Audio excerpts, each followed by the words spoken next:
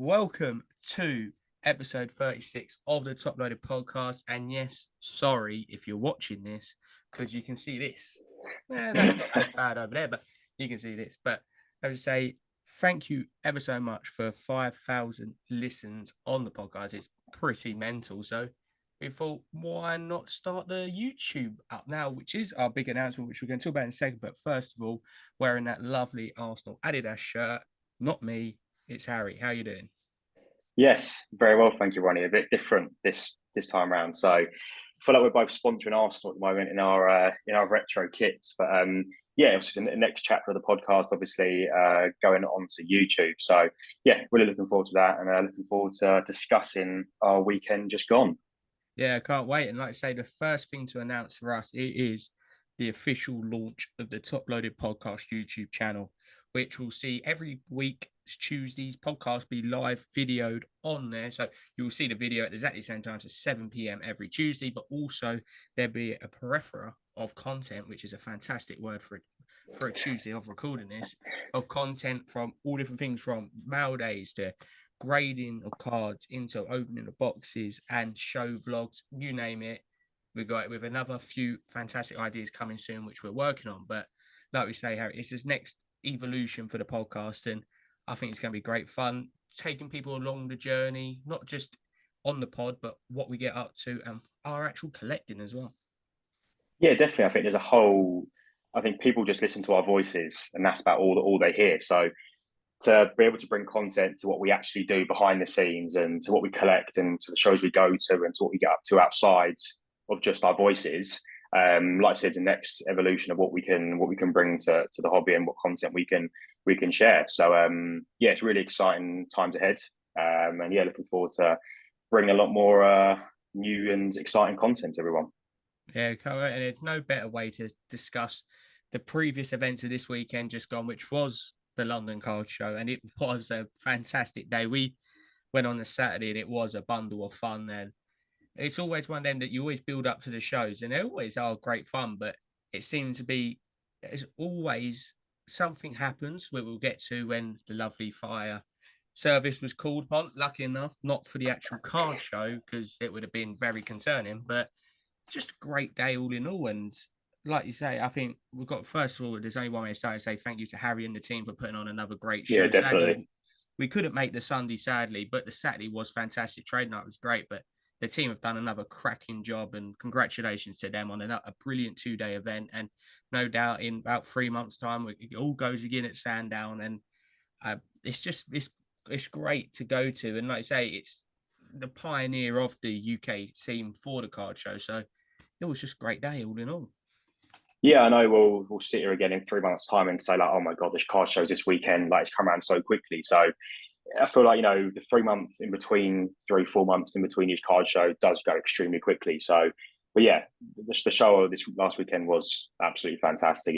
Kudos to Harry and the team yet again for putting on another fantastic event. There was probably a little bit of a speed bump in the middle with the fire alarm, but they dealt with it absolutely fantastically. And you know, I dread to think the stress that probably Harry now is relieved of having the show over and done with. So, but no, yeah, it was a fantastic event and so great to meet so many different people, catch up with new faces, say hello to meet new faces, especially from over the pond.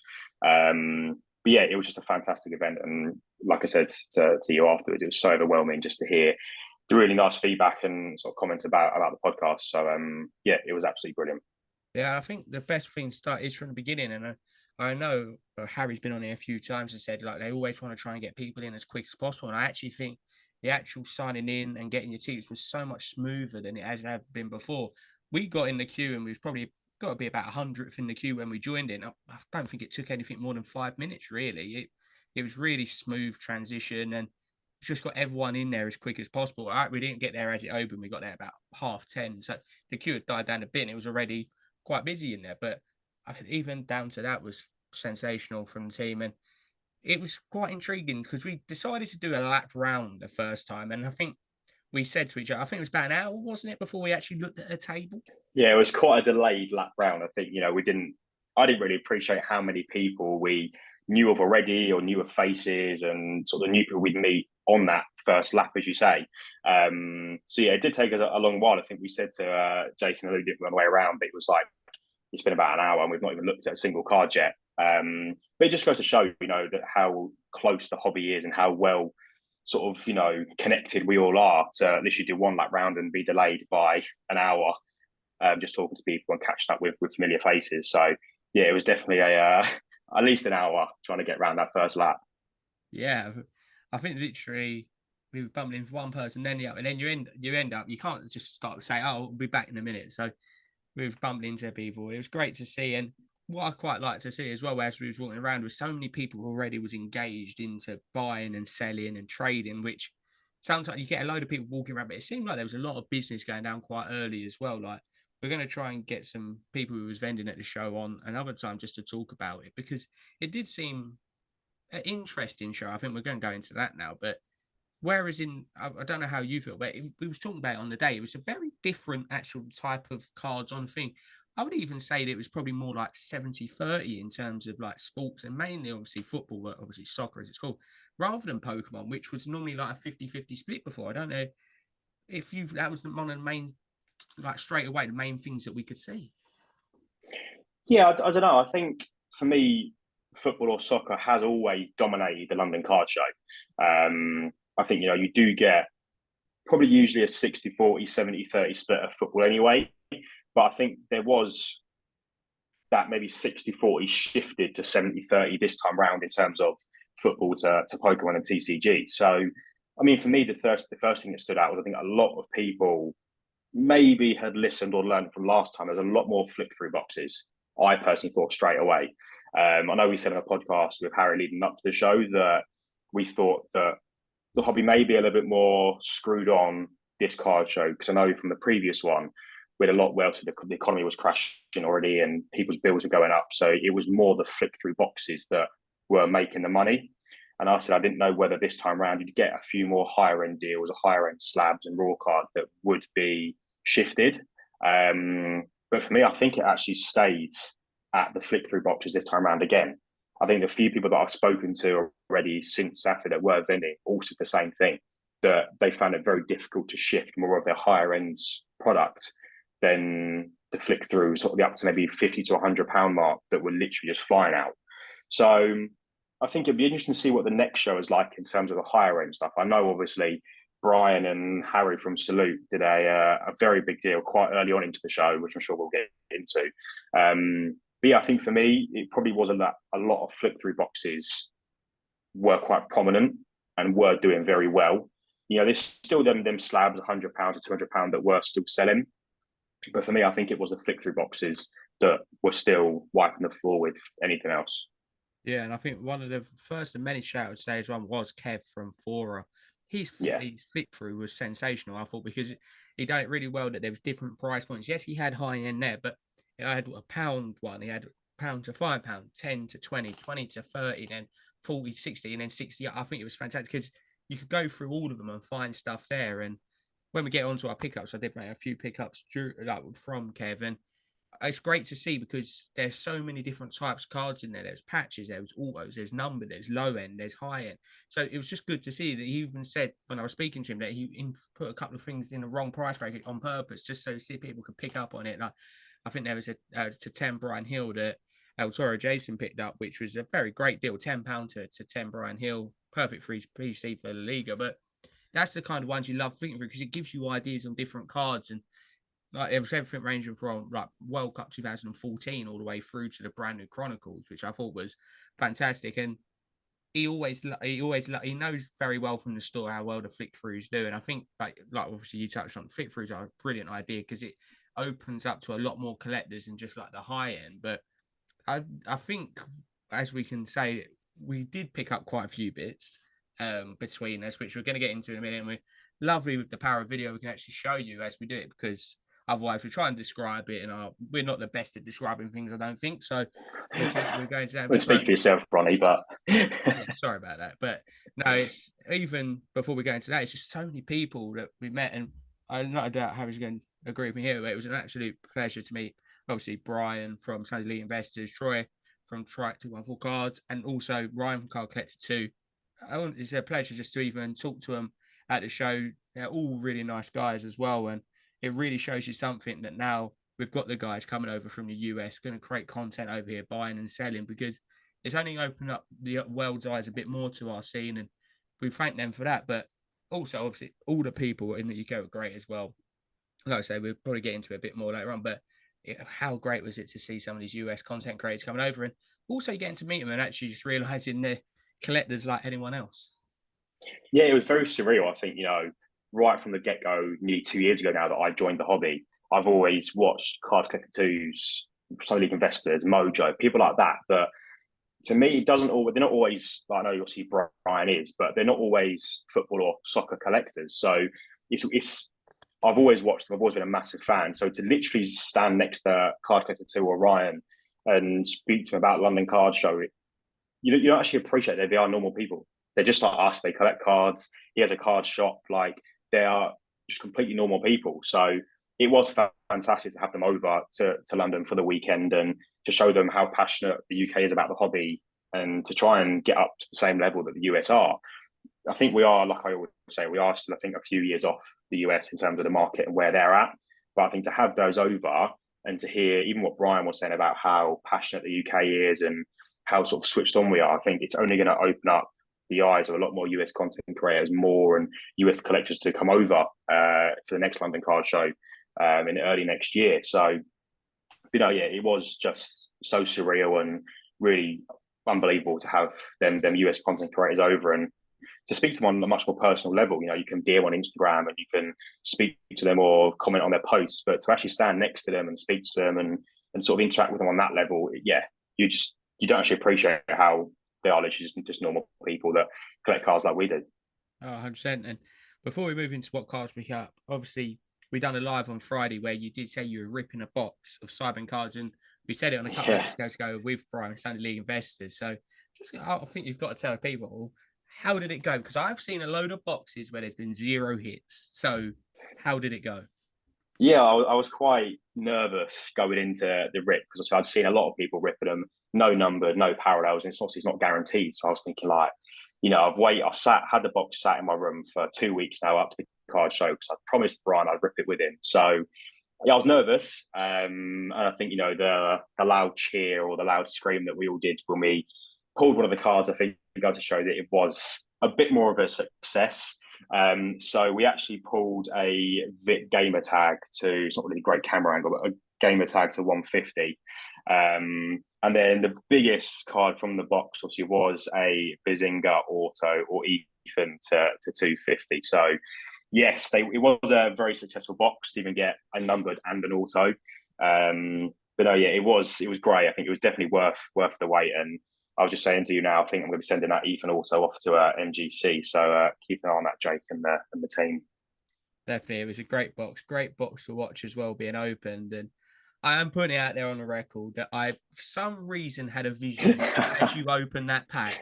And I don't know why I went, oh, there's an auto in this pack. I should have put money on it. It proved to be right somehow. I was either going to look like an idiot or look like an absolute mystic.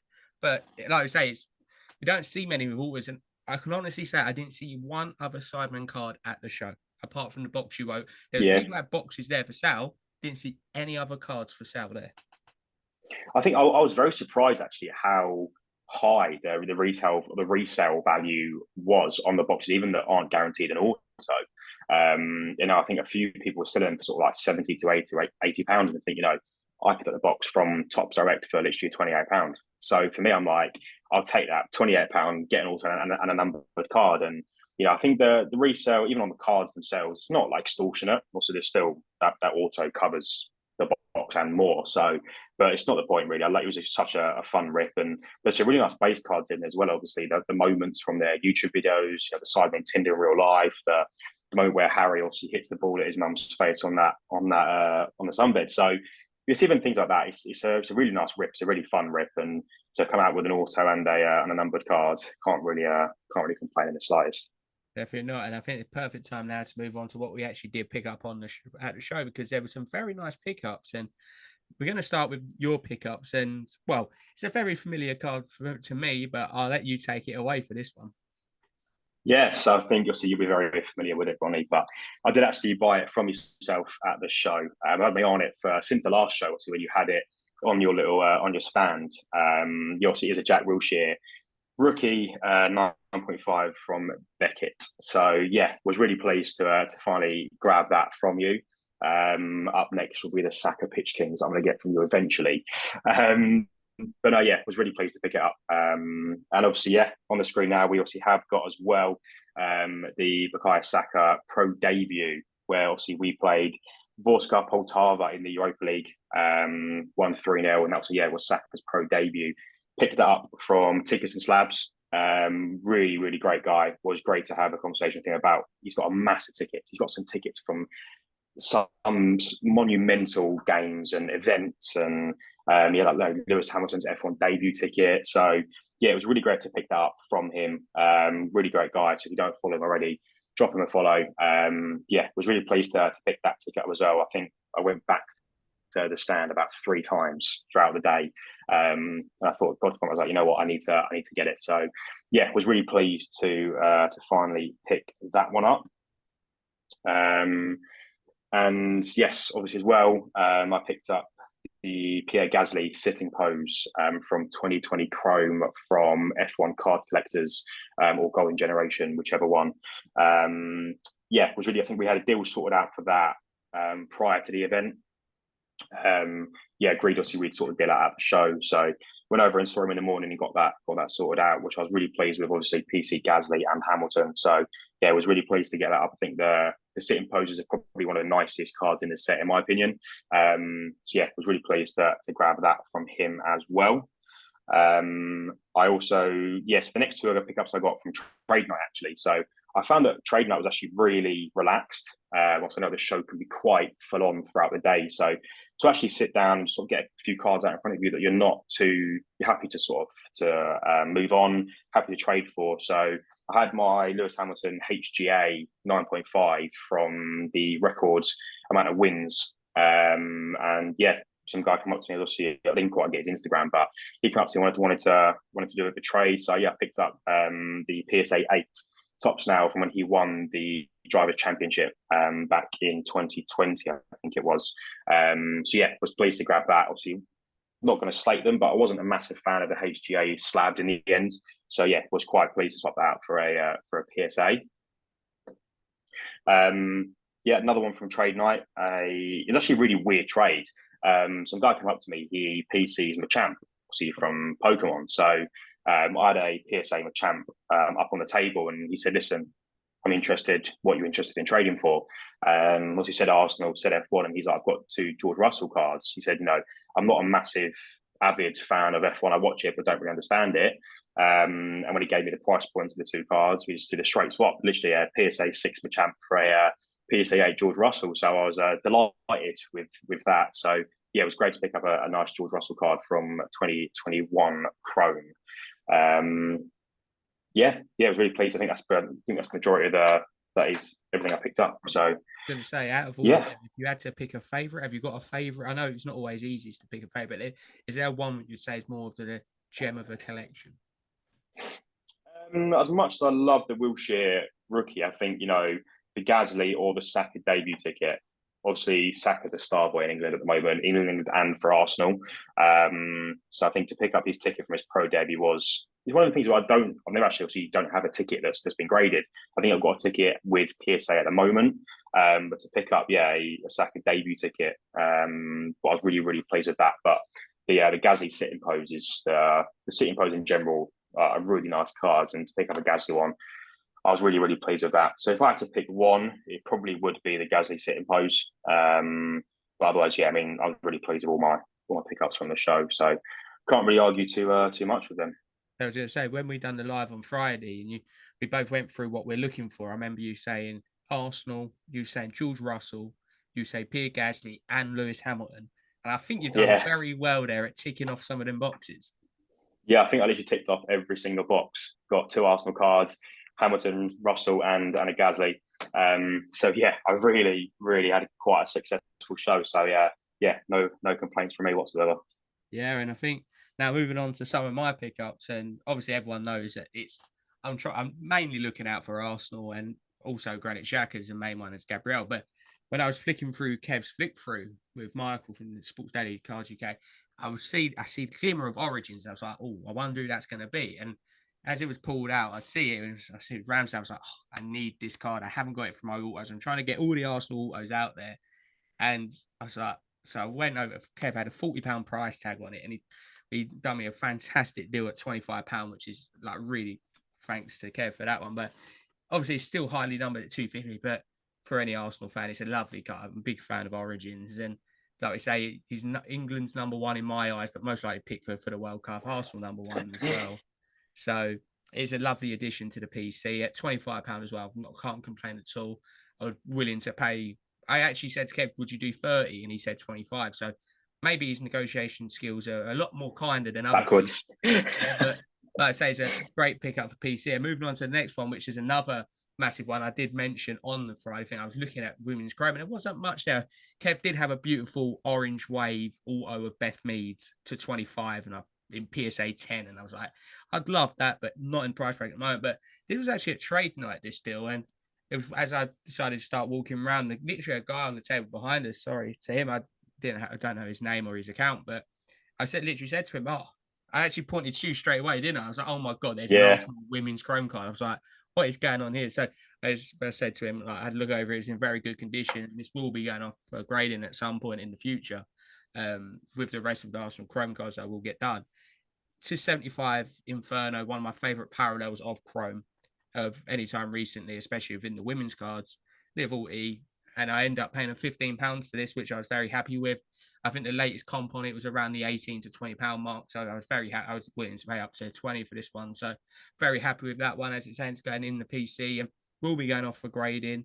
I'm going to send all of my Arsenal women cards off to CSG, which I've already started doing. So I just want to try and get the whole collection of different parallels, inserts, and everything like that. And moving on to the next one, which was a funny story from Trade Night, was there's not really, you can't really see in this one, but where the O and B is in Obsidian, there is actually a print line that runs all the way down from the top of the card to the bottom of it. So the guy was actually finding it very hard to move. And he literally pointed at me and Harry as I was buying the Vaulty, and he went, "Do you like this card?" And I was like, "Oh yeah, it's a really nice card. Like, I might be interested in it." He went, "Do you want to take it for free?" And I thought it was joking at the time. To be honest, I really thought he was joking. And he went, "No, seriously, there's a print line on it. Here you go." And I was like, "Oh, sure, yeah, why not? Thanks very much." Like, so even as a print line, it's in the PC to 30 Albert Sambi Lukonga, which is it's a lovely card. Obviously showing back the print line, but it was a free card and it'll be sitting in the PC, and very happy with that because I haven't got much Lukonga. And moving on to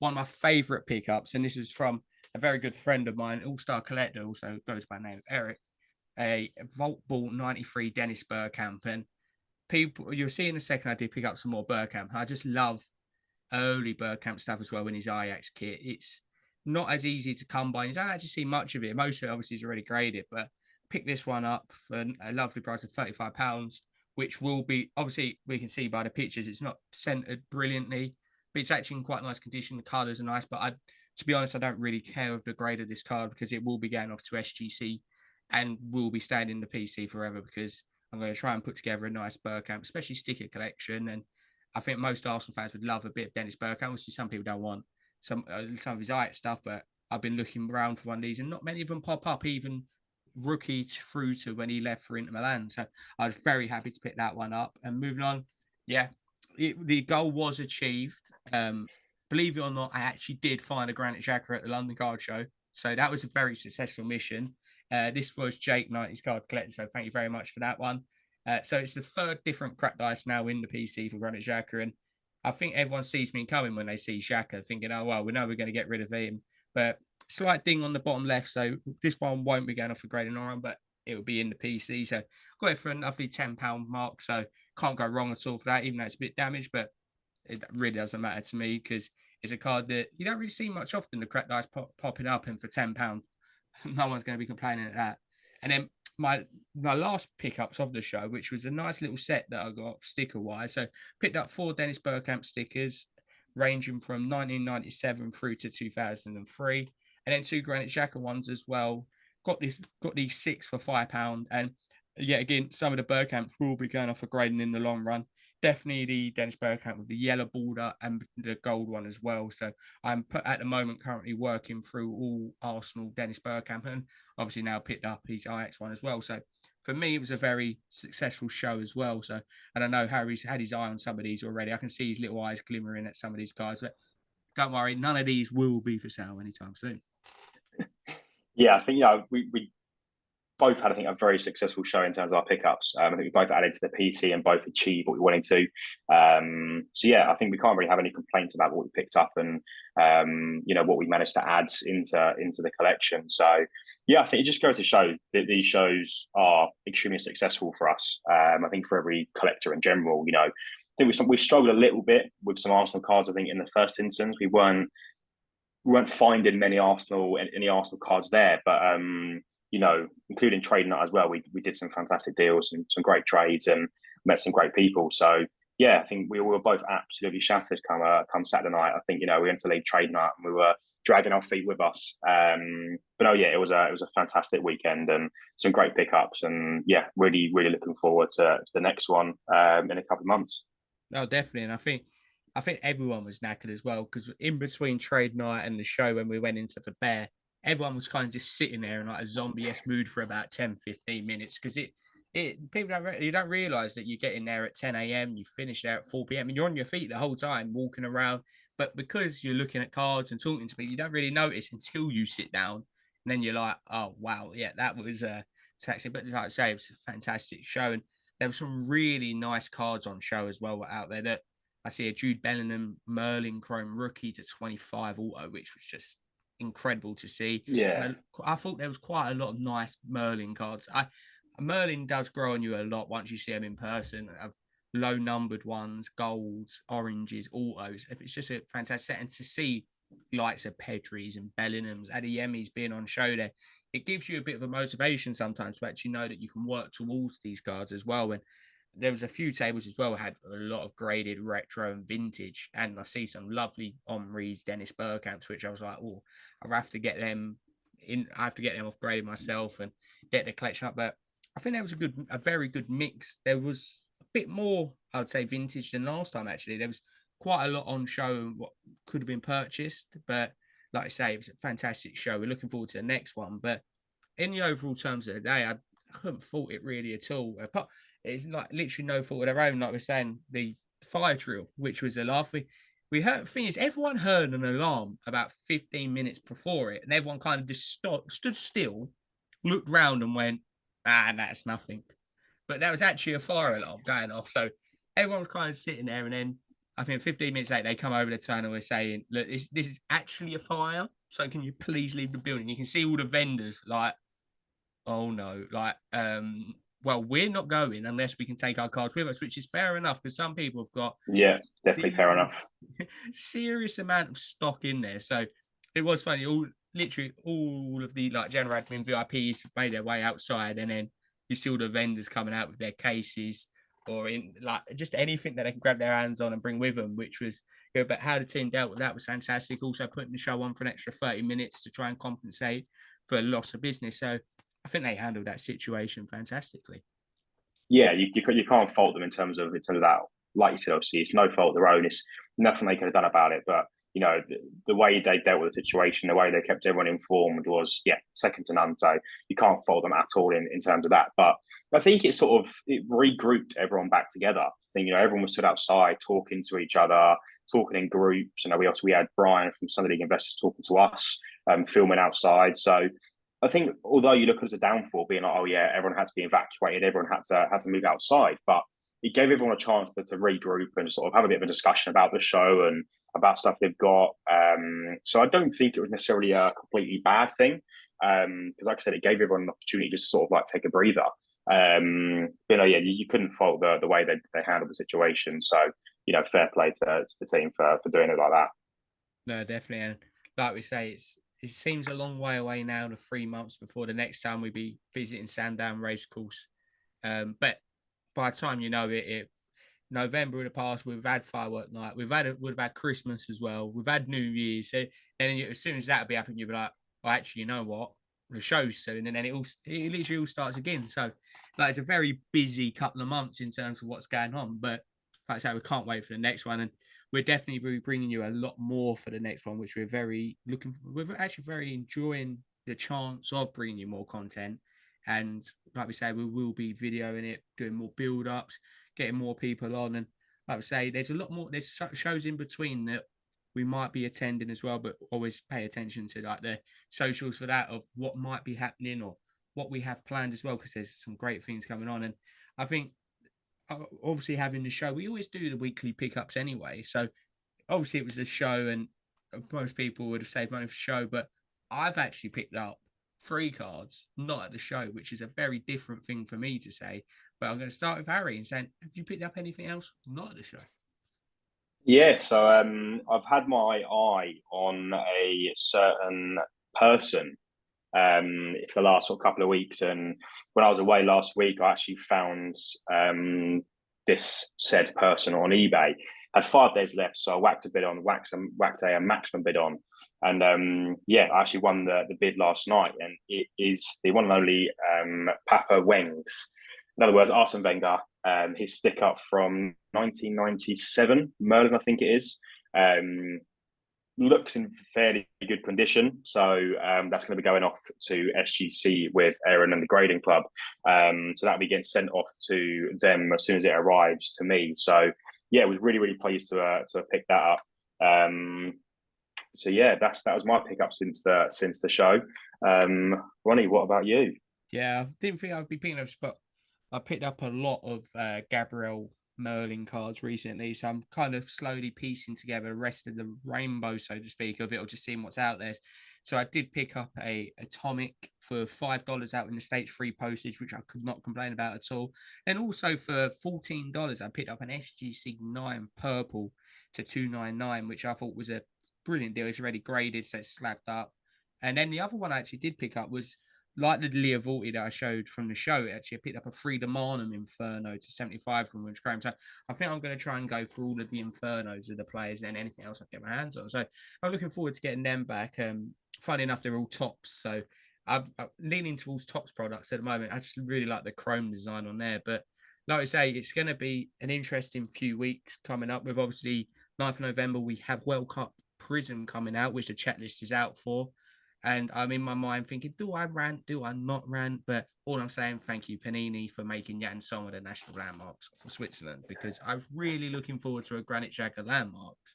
And no, sadly not. But there's a load of lovely cards in that set. I bet we'll both be going after. Yeah, definitely. I think Saka himself, even I think, has been quite nice in the set. He's got a lot of cards in there.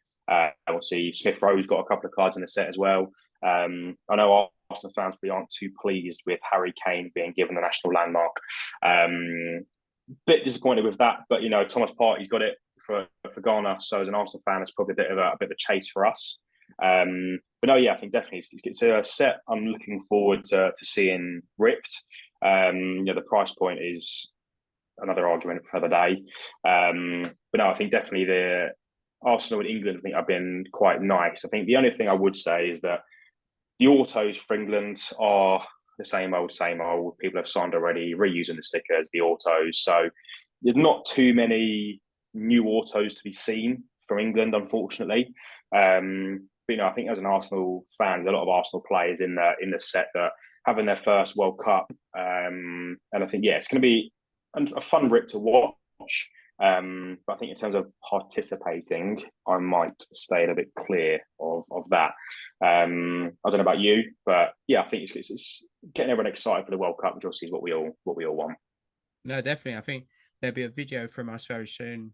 I think on release of the product, actually going through the checklist, seeing what the cards look like and how the boxes break. But a few cards I'm excited for. Lucas Podolski has now got autos, one of my favourite Arsenal players of all time. So I'm looking forward now that if he's signed, hopefully they do put him in an Arsenal shirt in the upcoming Premier League Prism release, impeccable releases, which would be great. But then also for all Arsenal fans, William Saliba is in Prism for the World Cup for France. So no doubt that's going to be a bit of a chase. But obviously for me, Shaka's got base cards, so I'll be going after that. And literally, I really thought you'd have something else but a base, but sadly not. But like we say, there's quite a few Arsenal players to chase after that. And then also, there's just a load of really good young players who are in their first World Cup. So it's going to be great to try and chase as well. obviously going to be very expensive. Your likes of Bellingham, Pedri's, Vinicius's, for example, are just some of the ones. I think Vinicius, I know our good friend Louis is going to be annoyed that his bank balance is going to be hurting because he's got 2 case hits, he's got a colour wheel and a national landmarks and an auto and a base card and a phenoms as well, I think. So Yes. some players have got a lot, but I think it's going to be you can truly see what it's going to be like once you actually see these boxes get open, especially the hobby boxes. 4 to 5 number cards. It's a 4, but they say sometimes you get more. So 4 numbered cards per one auto. So like I said, there's a load of autos in the box, so don't bank on them. But it's going to be just good to watch case breaks of it. And I know I will personally be participating in some of them. I'll probably get a couple of spots in some of them just to see how it goes. Especially Shackles shouldn't be too expensive, so it'd be nice to do that. But like I say, it's slowly now picking up again. Obviously, the World Cup's in about 20 days or so. So hopefully we see stuff moving in the market. World Cup Prism is going to be a massive effect on that. And I'm actually looking forward to seeing the effect of the games and the prices of the Prism cards as well. I think we was touching on that about how you're going to have one, no one knows who it is yet. There's going to be one player who's going to have that unbelievable World Cup, and their base cards will probably be going for about 30 quid by the end of the tournament. Yeah, definitely. I think, we've always said that that's one thing we love about the hobby is how quickly it has a true reflection on the in real life performances. And like we say, there's always that one player that has an unbelievable World Cup, and every club in the world wants them. The prices go through the roof. So yeah, I'm looking forward to, obviously, the World Cup's exciting as it is anyway every 4 years. Confidence maybe isn't as high as England would like in terms of our fans in the country, but we've got to be optimistic in some way. But no, yeah, I'm really looking forward to the World Cup.